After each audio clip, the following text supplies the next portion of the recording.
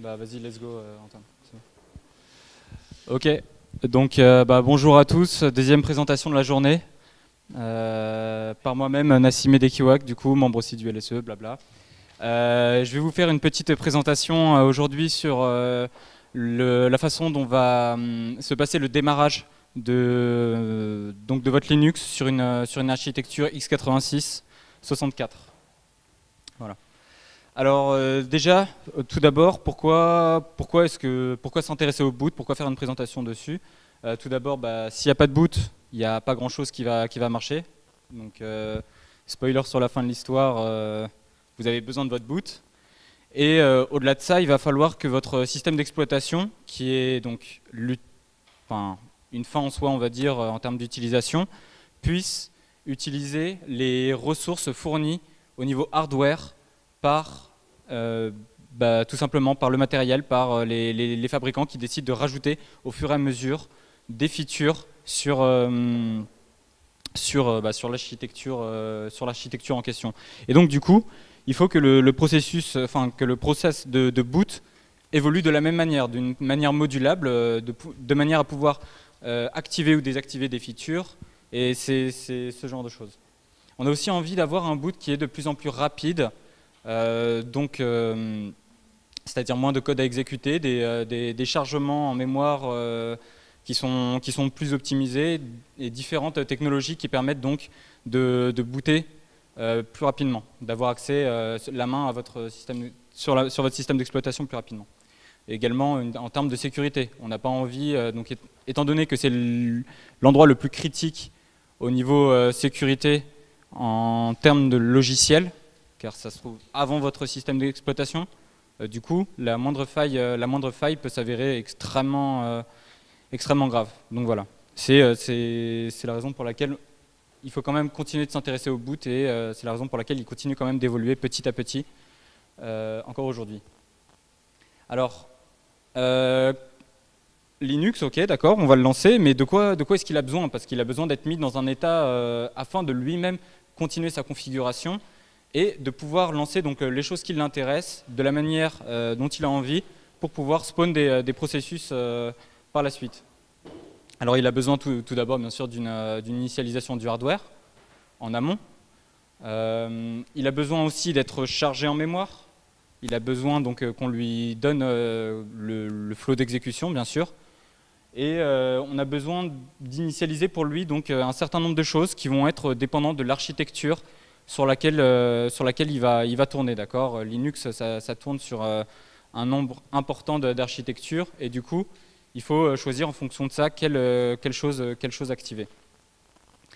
Au-delà de ça, on a besoin aussi de mettre en place un gestionnaire de mémoire. Il a besoin que les interruptions, donc qui lui seront envoyées par le matériel, soit plus ou moins géré d'une certaine manière avant qu'il puisse lui-même configurer bien ça comme il faut. Voilà, donc et le SMP pareil, donc pour ce qui est du multicœur, on a besoin aussi d'avoir une configuration assez importante du matériel.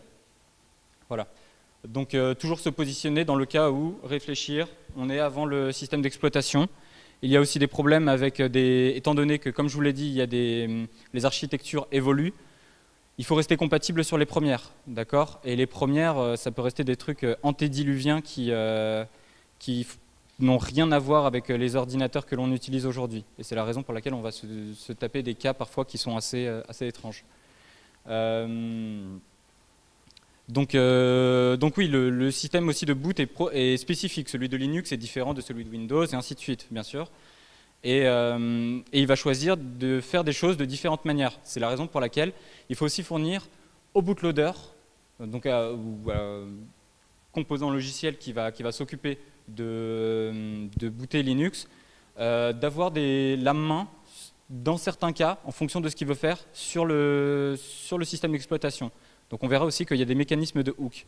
Bref, tout ça pour dire que, étant donné que que Linux a besoin d'un certain nombre de choses et que ça soit fait d'une manière rigoureuse et déterministe, il a mis en place donc une documentation donc, qui s'appelle le Linux Boot Protocol et qui spécifie exactement comment je veux mon memory mapping, dans quel ordre, quel truc doit être chargé, qu'est-ce que l'on doit passer en paramètres à quelle fonction, etc.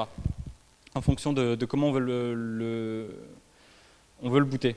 Donc ça, c'est pour chaque bootloader qui veut implémenter, qui veut supporter Linux en termes d'OS à booter, il va falloir respecter ce set de conventions. Alors on va commencer dans le vif du sujet. On va découper surtout notre boot en plusieurs étapes afin de bien comprendre comment est-ce qu'on arrive à un état où on peut lancer des processus, d'accord, avec l'intégralité des features qui vont être disponibles. Alors, j'ai décidé de découper ça donc d'une manière relativement logique, de la façon dont ça va être chargé. En fait, les bouts de code vont être chargés et on va jumper à chaque fois sur des bouts de code qui vont avoir un certain but. Donc, première partie, on va s'intéresser au bootloader, d'accord, donc le composant logiciel qui va charger et lancer le système d'exploitation. Par la suite, on va voir comment le kernel va se configurer lui-même afin de pouvoir rentrer dans un état où il va pouvoir utiliser vraiment un mode, on va dire, plus ou moins actuel, donc sur du 32 bits. Ensuite, on verra comment se fait le passage vers du 64 bits, parce qu'on est quand même en 2015. Et ensuite, comment se passe donc l'accès au vrai code kernel, donc le kernel tel qu'on l'entend, avec initialisation de tout ce qui va être thread, du lancement de init, et un SMP, des centaines de features. Donc commençons par le bootloader. Alors le bootloader, il faut savoir qu'il y en a différents types. Ils font à chaque fois donc la même chose, c'est-à-dire donc charger en mémoire le système d'exploitation et le lancer, d'accord. Et il y a différentes manières de le faire.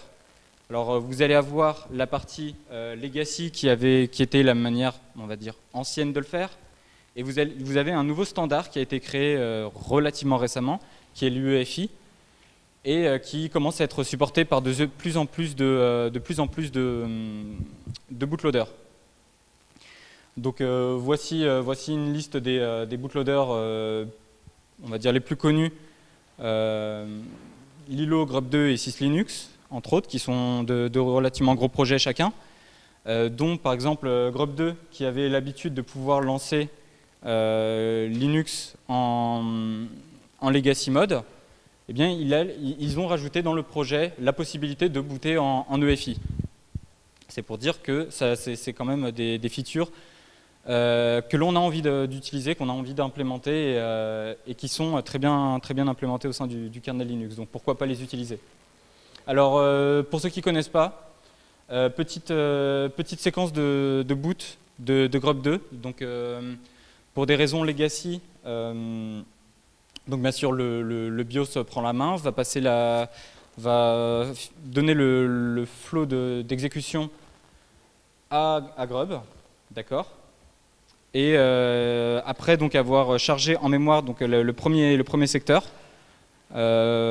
qui pour des raisons legacy n'est que sur 512 bytes, ce qui fait très peu. Donc il a juste un bout de code qui va permettre de charger la deuxième partie, donc le second stage, et ensuite tout simplement de passer dessus. Donc de continuer à exécuter la deuxième partie. La deuxième partie, qu'est-ce qu'elle va faire? Elle va parser et utiliser le fichier de configuration qui peut être fourni par l'utilisateur, aller chercher en mémoire aller chercher tout simplement le binaire, donc l'image, BZ-image, c'est l'image, le format d'image de Linux, et aller chercher donc les base adresses des modules. Il va les charger et ensuite donner la main à Linux. Voilà. Petit rappel aussi, en x86, on a différents modes, d'accord. On a une façon de fonctionner pour du 16 bits, pour du 32, pour du 64 et pour les modes de compatibilité. Donc c'est exactement ça, vous allez avoir le real mode qui va être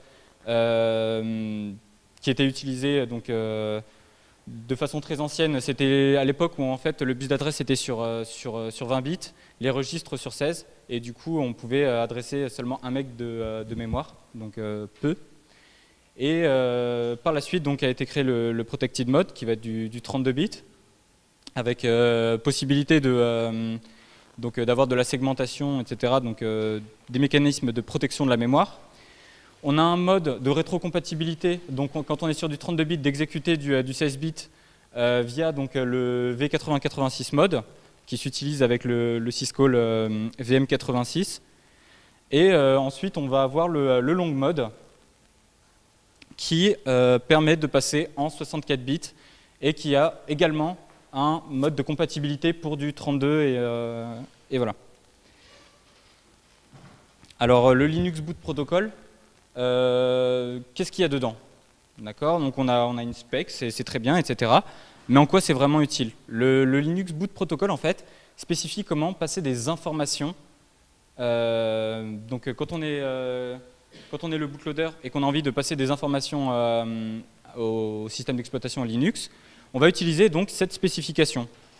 Et cette spécification nous donne donc une struct, un header, qui va contenir différentes informations, que ce soit donc des informations qui ont été faites au moment du build, ou alors des trucs qui ont été faits au runtime lors de l'exécution du bootloader. Comme récupérer par exemple la taille de la command line qui a été donnée en paramètres afin de donner des informations sur ce que l'on voulait configurer pour chacun des modules, etc. de Linux. Alors, vous avez d'autres features dedans. C'est une struct qui va pouvoir contenir des entiers, tout simplement qui vont donner des informations. Mais on a aussi des pointeurs sur fonction qui vont donner aussi la possibilité de donner du code à exécuter dans certains cas, etc. Vous voyez, donc c'est le bootloader qui donne des adresses de code à exécuter pour le système d'exploitation par la suite, en fonction de certains cas qu'il voudra gérer. Alors ce qu'il faut bien comprendre pour la suite de cette présentation, c'est comment se découpe le format de fichier de Linux. Le format de fichier de Linux, en fait, est découpé en donc 3 grosses parties, qui va être la partie qui va être exécutée en real mode, donc le mode 16 bits antédiluvien, comme je vous l'ai dit. Vous allez avoir la seconde partie qui va être exécutée donc quand on va aller directement sur le premier entry point, donc celui qui se trouve à l'offset 0, qui va être du 32 bits en protected mode, et ensuite vous allez avoir le CRC pour le checksum à la fin. Ce qu'il faut savoir, c'est que l'on a 4 entry points, en fait, 4 points d'entrée afin d'exécuter du code et de commencer à configurer des choses avant de pouvoir vraiment exécuter du code kernel. Le code kernel étant contenu à l'intérieur de VM Linux et compressé, donc c'est pour ça que j'ai parlé de décompression en fait, c'est parce qu'il va y avoir une routine, donc une fonction qui va décompresser vraiment le kernel et permettre donc de le copier en mémoire et de commencer vraiment à l'exécuter. Alors, donc comme je vous l'ai dit, 4 points d'entrée, et on va les suivre chacun un à un dans l'ordre afin de voir ce que chacun configure et qu'est-ce que ça exige de jump directement sur l'un d'eux, d'accord? On peut rentrer directement par exemple en 64 bits, on peut jump directement sur l'entry point de 64 bits, mais ça nécessite un certain mapping mémoire, d'avoir setup les flags d'une certaine manière, les flags du processeur d'une certaine manière, certains registres d'une autre, et d'autres structures en mémoire comme la GDT, etc. Il faut comprendre que le state est différent à chaque point d'entrée. Voilà. Donc on va d'abord voir la partie sur 16 bits, ensuite la partie sur 32 une fois qu'on aura activé le protected mode. Par la suite, comment se passe donc le jump vers le long mode donc 64 bits. Et par la suite, après avoir décompressé le kernel, comment on y jump. Et qu'est-ce qui se passe même une fois que l'on est à l'entry point du kernel. Alors, donc, votre bootloader va implémenter le Linux Boot Protocol. il va récupérer les modules kernel en mémoire. Suite à ça, il va remplir la struct dont je vous ai parlé, qui contient toutes les informations, donc build time et runtime, fournies par le bootloader. Et l'adresse est fixe, au fait. Je vous montrerai donc à quoi ressemble à peu près la struct sur le slide d'après. Et suite à ça, il va s'occuper tout simplement de jump à l'entry point du kernel à cet endroit-là, donc au niveau du boot sector. C'est ce que faisaient les bootloaders avant, en fait. Je vous expliquerai pourquoi. Ils ne font plus de cette manière, enfin, ils ne jumpent pas au même endroit désormais. Alors, donc votre header de setup, donc, qui va donner toutes les informations nécessaires pour configurer, pour récupérer donc, des informations de configuration, vont être ici. Donc ça, c'est juste les premiers champs. Il faut savoir que ça va très très loin. D'accord. Donc il y a quand même une soixantaine de champs et ça continue d'évoluer au fur et à mesure. La spécification est quand même évolue au fur et à mesure, d'accord. Et on donne de plus en plus d'informations. Je me suis arrêté ici pour vous montrer que ici, par exemple, il y avait un hook, donc ce dont je vous ai parlé tout à l'heure, le pointeur sur fonction, qui est un champ à part entière avec une adresse vers du code 16 bits à exécuter dans un certain cas. Voilà. Et donc l'adresse étant fixe, il est demandé au bootloader de booter, de charger donc cette struct à un certain endroit. Votre kernel s'attend aussi à avoir un memory mapping dans le cas du BZ image qui soit précis, d'accord. En fait, à partir du moment où vous le chargez à une adresse X, il va falloir que chacune des zones mémoire que vous allez créer par la suite ait un offset spécifique par rapport à celui-là, si jamais votre kernel est marqué comme relocatable. Donc vous allez avoir la stack et la heap qui vont devoir être à un certain endroit, votre IO space à un autre, etc. Tout ça est fixe. Alors, votre kernel, quand il va prendre la main au niveau du début donc, du setup.s, au tout début du format de fichier que je vous ai montré tout à l'heure, comme je vous ai dit, il s'attend à avoir un mapping mémoire précis, mais il s'attend aussi à avoir certaines valeurs dans ses registres, d'accord. Que ce soit donc pour le code segment, il s'attend à ce que ce soit 0x10. Pour le data segment, il s'attend à ce que ce soit 0x18 et ainsi de suite. Donc il y a d'autres valeurs. Et en fait, il va les checker, il va vérifier que vous n'ayez pas fait, donc que le bootloader n'est pas raté.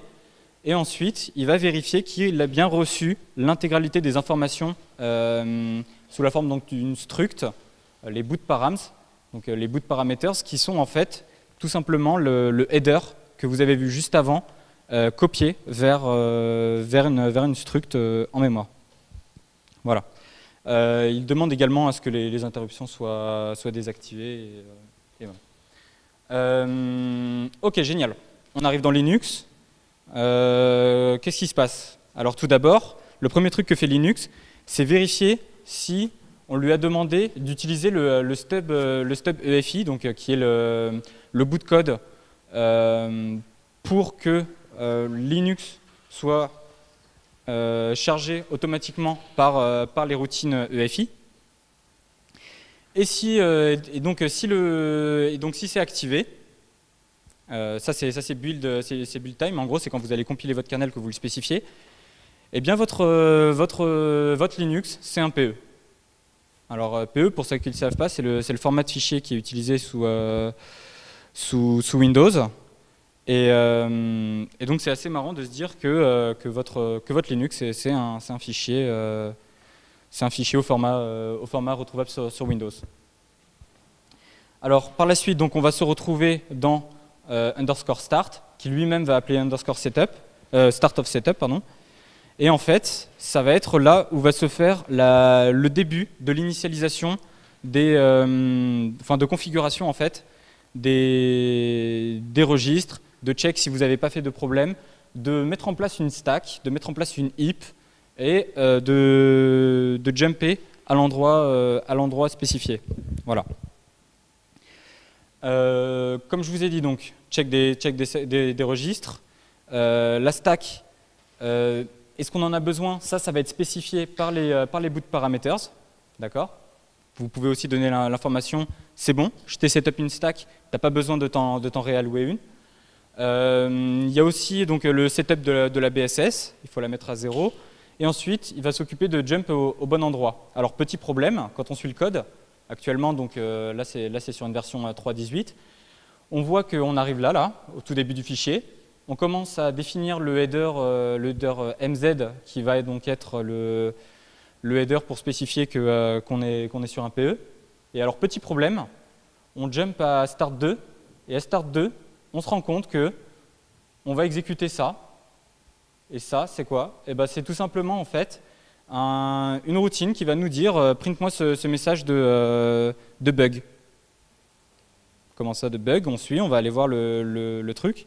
Et on voit qu'en fait, dans tous les cas, actuellement, si on boot à cet endroit-là, dans Linux, il nous crache à la gueule, non, utilise un bootloader en fait, s'il te plaît. Et voilà, non-stop. Et il va demander à ce que le BIOS l'écrive via un int 0x10, et ensuite il va demander à ce que le BIOS reset tout. Alors donc c'est génial, il va falloir que l'on aille un peu plus loin. Mais je me suis dit quand même, on va regarder ce que ça fait, ce que ça faisait avant en tout cas. Et en fait, il fait la majeure partie des choses qu'il va faire, à part initialiser une console et un tas, ça va être surtout de checker, tout simplement, les features proposées par le hardware. Donc que ce soit la version du BIOS qui l'a lancé, que ce soit les APM, plein de choses, que ce soit les informations fournies par Intel, donc speed setup, pardon, c'est les informations en fait pour pouvoir changer la fréquence d'horloge, tout simplement. Et il va demander donc plein de choses, entre autres, et activer la vidéo et tout simplement nous passer sur du 32 bits. Donc en fait, la majeure partie des bootloaders actuellement, ils font automatiquement ça pour nous. Ils nous permettent donc de booter directement en protected mode. C'est rare de devoir booter sur du 32 bits. Et le jump to protected mode, c'est tout simplement en fait vérifier si on est dans un cas d'utilisation un peu louche, et est-ce que je dois disable les NMI à la main. Donc c'est là qu'intervient le hook dont je parlais. Donc le switch du real mode to protected mode en fait. C'est tout simplement une petite routine pour dire est-ce qu'il y a besoin que je fasse ça dans le cas où je suis dans un état exécrable d'exécution.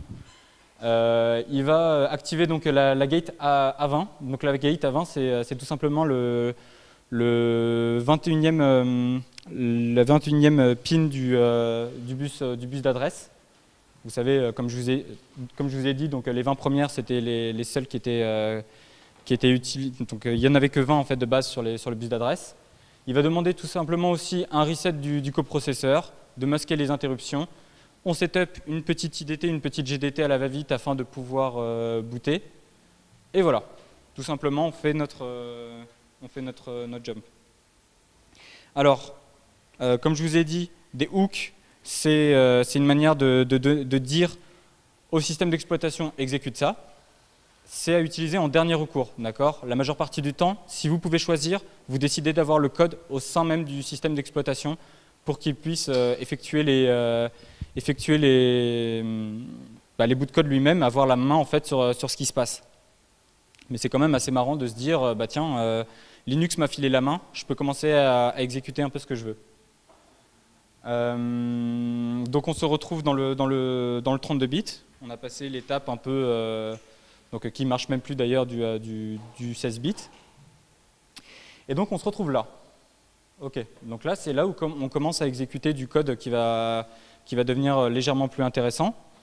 Dans le cas où en fait on jump sur du 64 bits derrière, bah, ça va être encore du setup, c'est assez ennuyeux. Mais par la suite, on va avoir le jump sur cette partie-là et donc la décompression du kernel, et on va commencer à exécuter vraiment du code qui va nous permettre de lancer des tâches, d'initialiser le SMP, etc. Alors on va arriver donc sur Startup 32. Startup 32 qui a un offset fixe par rapport au sein du fichier. Au début du vmlinux.bin, si votre entry point il est décalé ne serait-ce que d'un bit, ça va pas marcher. Donc c'est la raison pour laquelle l'intégralité des informations relatives aux adresses que vous allez exécuter, surtout pour ce qui est des entry points, est notée dans la spec du Linux Boot Protocol. Alors comment se passe la configuration quand on est sur du 32 bits et qu'on a envie de passer vers du 64? Alors tout simplement, on peut spécifier encore une fois, via les boot parameters, est-ce que l'on a envie, est-ce qu'on a bien setup nous-mêmes les segments, ou est-ce que le kernel doit le faire lui-même? Est-ce qu'il a besoin de setup une stack, ou est-ce qu'on l'a déjà fait pour lui?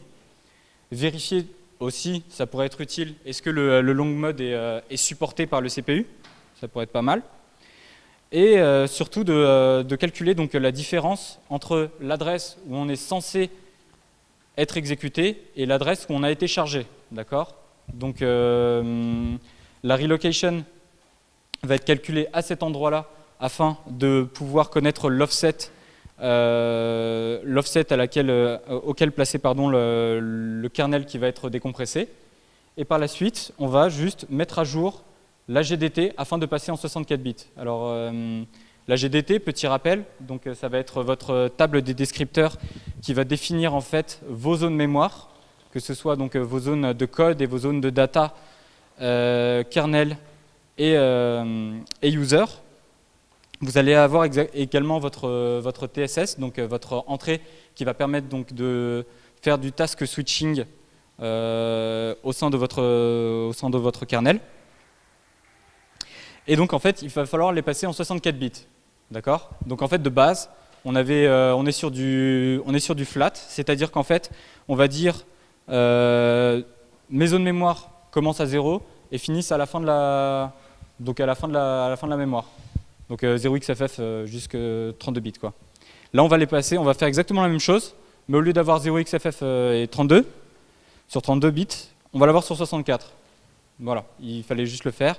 Et activer donc le Physical Addressing Extension dans le CR4. Petit rappel, les control registers, ça va être donc les registres qui vont contenir des informations pour votre CPU, pour savoir si la pagination est activée, si le protected mode est activé, etc. Donc voilà, on lui a juste spécifié certaines informations. Encore une fois, c'est encore de la configuration, c'est pas ce qui est le plus intéressant. Mais qu'est-ce que ça nous fournit en fait le long mode? Pourquoi est-ce qu'on veut passer dessus? Qu'est-ce que ça change? Bah, tout d'abord, ça nous permet d'avoir du 64 bits, c'est pas mal. Vous allez vous retrouver pareil, donc la segmentation en fait, vous allez avoir deux mécanismes de protection de la mémoire. Pagination, segmentation. La segmentation, elle est plus vraiment utilisée en fait en 64 bits, si ce n'est pour juste certaines informations de droit. Et vous allez avoir, donc, comme je vous ai dit tout à l'heure, un mode de compatibilité depuis le 64 bits pour exécuter du code 32 bits. Au-delà de ça, vous allez juste avoir vos registres qui vont être sur 64 bits. Donc vous allez pouvoir adresser beaucoup plus de mémoire et vous allez avoir beaucoup plus de registres. Génial. Alors, votre passage en 64 bits, il est assez simple en fait. Quand on lit le code, c'est pas très long du tout. Il suffit juste en fait d'activer donc un seul bit dans votre CR4. Donc ça va être un bet ou logique. Vous allez devoir créer donc en fait Linux utilise en fait pour la pagination en x86 4 niveaux de page, okay, enfin d'indirection dans la pagination. Il va tout simplement falloir en fait en initialiser une par level. C'est tout simplement en fait ce dont il a besoin pour pouvoir être bootstrap par la suite sur du 64 bits. Vous avez donc en fait vous allez avoir dans un autre bit à activer dans une MSR. Donc s'il n'y a absolument rien par ça, on va juste activer la pagination via donc un ou logique. Encore une fois, pour préciser, je veux donc de la pagination, je veux rester avec du protected mode. Donc normalement votre PE est activé de base, mais bon, Linux le fait quand même. Et voilà. Au-delà de ça, on va faire un LRET, d'accord, parce que c'est la manière de set le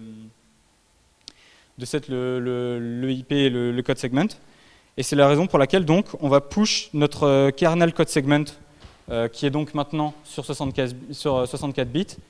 Et vous allez avoir votre entry point définitif, enfin votre entry point définitif dans ce qui est des étapes de configuration, qui va être startup 64. Donc on va avoir un bet LRET au sein du code qui va nous dire, d'accord, j'exécute le code qui va suivre avec donc mes informations en 64 bits et je jump à startup 64.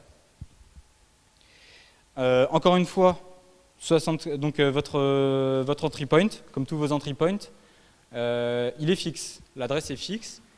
Et un décalage d'un bit, c'est encore une fois l'échec total. Et c'est la raison pour laquelle il faut, si jamais si jamais vous faites un bootloader ou votre bootloader peut jump directement à cet endroit, d'accord. Tout ce que l'on a vu avant, ça peut être bypass. Le seul problème, c'est qu'il va falloir lui mettre en place des informations. Donc mapper la mémoire, donc lui dire où est-ce qu'on a mappé et où est-ce qu'on a mappé le kernel, tout ce qui est donc la zero page. La zero page, c'est l'endroit où on a collé l'intégralité des informations que l'on a passées de base au kernel, donc les boot parameters, et la command line. On peut dire donc au kernel que l'on a envie qu'il exécute donc la séquence fournie par EFI pour débootstrap lui-même le kernel et l'exécuter. Si c'est le cas, vous n'allez pas vous retrouver au même entry point. Votre entry point, en fait, dans le cas où on a précisé que l'on voulait config EFI stub, il va se retrouver à EFI PE setup. Et alors EFI PE setup, qu'est-ce qu'il va faire? Il va setup la mémoire à sa manière, okay. Donc il va resetup lui-même une stack, une heap, l'intégralité des choses à faire, et donc checker l'intégralité des boot parameters et en remplir d'autres. Donc il va ensuite jump à EFI main qui lui va exécuter start kernel. Alors, kernel code, votre kernel code, il est donc compressé, comme je vous l'ai dit, et il a besoin d'être copié ailleurs d'une certaine manière et décompressé. Alors en fait, ce qui va se passer, c'est qu'il va falloir chercher une adresse où pouvoir mettre le bout de code du vrai kernel, d'accord. Et avant de jump dessus, il va falloir donc mettre en place, encore une fois, une stack, une heap, l'intégralité des zones mémoire dont va avoir besoin votre kernel, une fois décompressé. On va aussi également avoir besoin d'une BSS, donc il va y avoir une allocation d'une zone mémoire, mise à zéro, et ensuite il va y avoir une décompression qui est faite, donc il va copier en mémoire, donc à l'adresse calculée auparavant, il va copier en mémoire une zone de VM linux.bin, et ensuite, il va la décompresser plus ou moins en place dans cette zone mémoire. Voilà. Et suite à ça, donc il va récupérer, c'est un elf, hein, comme un autre, donc c'est un elf statique, et il va avoir tout simplement à parser ensuite les headers et charger les sections qui doivent être chargées et tout simplement jump dessus. Voilà, donc ça c'était l'intégralité des steps de configuration afin de pouvoir se retrouver vraiment dans du code kernel. D'ailleurs dans la directory kernel que vous allez avoir sur votre source tree de Linux. Parce qu'avant, donc sur la première partie, cette partie-là, elle est dans la partie boot. Cette partie-là, elle est dans la partie compressed. Et cette partie-là, c'est dans la vraie partie, donc à la racine kernel. Voilà. C'était vraiment que du début. Enfin, c'était vraiment que de la configuration, ce que l'on avait avant. Alors, comment ça va se passer une fois qu'on est vraiment dans le code kernel? Alors, lui-même encore, il a également du setup à faire sur les informations qu'on lui a filées. On a setup des page tables, très bien. Il va falloir qu'il change les adresses, donc les adresses de ces pages, de ces page tables. Il va falloir également qu'il resetup donc l'identity paging qui va être donc votre mapping 1.1 sur votre kernel, sur la zero page et sur la command line. On va lui également avoir besoin d'activer donc le physical addressing extension et votre page global enable dans votre CR4. Et ensuite, vu qu'on a une nouvelle page directory table, tout simplement mettre à jour le CR3 avec ça.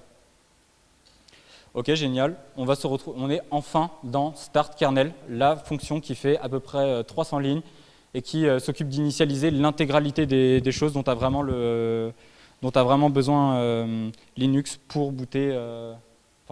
Il a également énormément besoin de ce qui a été mis en place auparavant, mais là, ça va être vraiment ce que lui va mettre en place au niveau des vraies routines d'initialisation comme nous, on pourrait les coder au sein de notre kernel de hobby, quoi.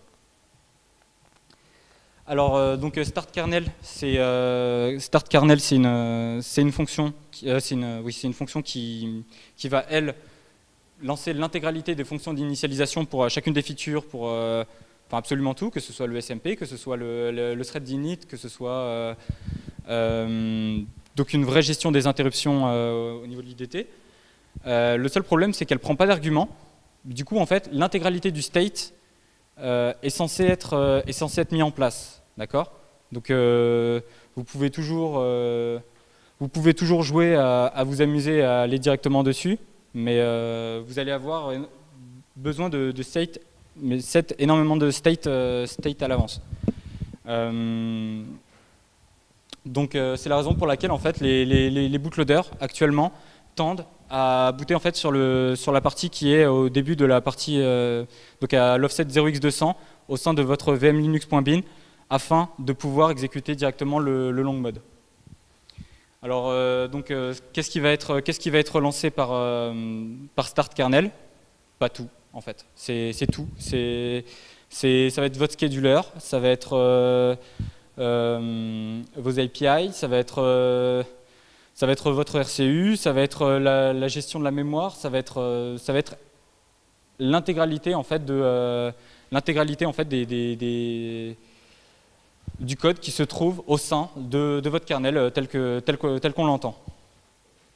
Voilà, alors au sein de cette fonction, vous allez aussi avoir des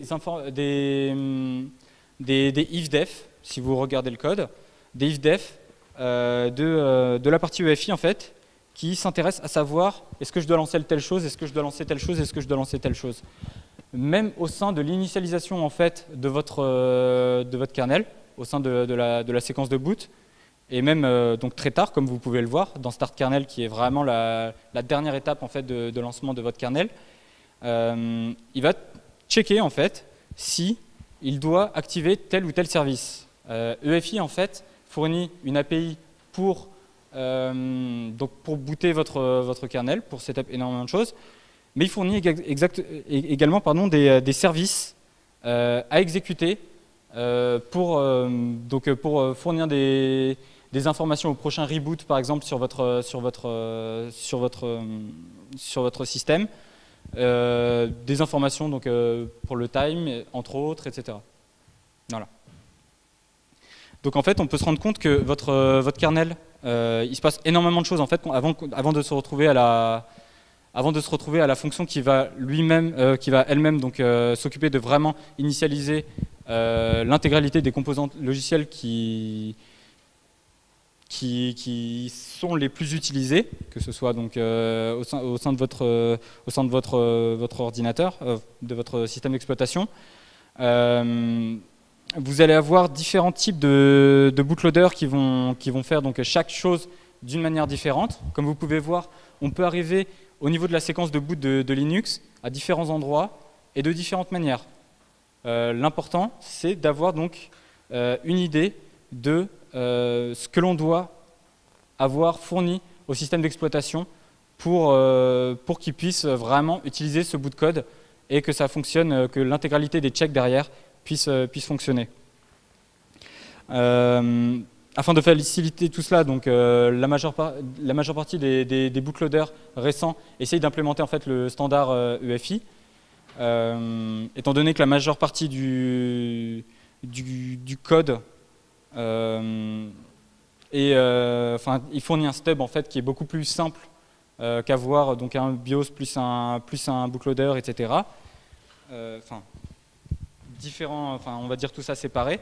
On a envie que tout se fasse d'un coup et qu'on puisse lancer le kernel sans avoir de BIOS en amont et avoir trop de composants logiciels avant de lancer le système d'exploitation au terme où on l'entend. Alors vous pouvez voir également que vos bootloaders, ils ont besoin de set énormément de features. Et en fait, les features augmentent au fur et à mesure. Et à chaque fois qu'on a une nouvelle archi, qu'on a une nouvelle feature, c'est du code à rajouter.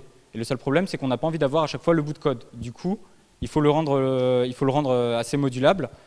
Et de ce fait, il faut garder en tête que le code est assez compliqué à penser et à concevoir et à implémenter du fait de garder cette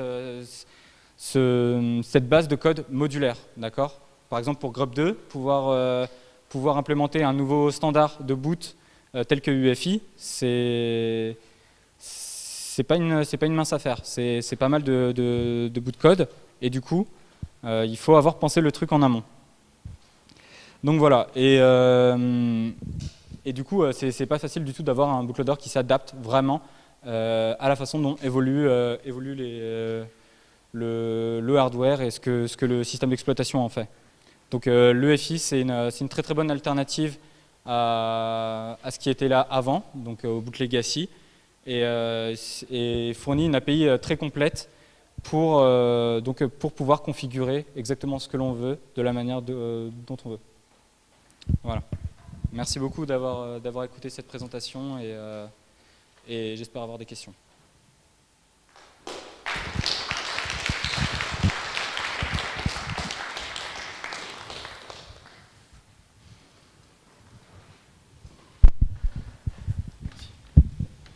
Ouais, je suis pas bien sûr d'avoir compris les hooks.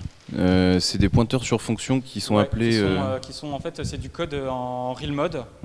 Qui sont mappés à un certain endroit par le bootloader, d'accord. Et en fait, il va falloir faire un far call depuis Linux vers ce bout de code là qui est en real mode en fait. Okay. Et c'est appelé que dans le cas où le process de boot commence à déconner, c'est ça?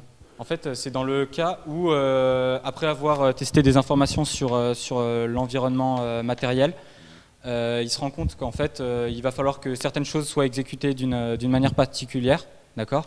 Et les informations en question sont connues du bootloader. Donc en fait, on lui passe la main et on le laisse lui-même. Par exemple, là, c'était désactiver les non-maskable interrupts. en question parce que ça ne le faisait pas et il fallait les désactiver d'une certaine manière en fait. Et du coup, dans ce cas-là, il avait besoin de passer la main au bootloader sur une certaine portion de code. Merci.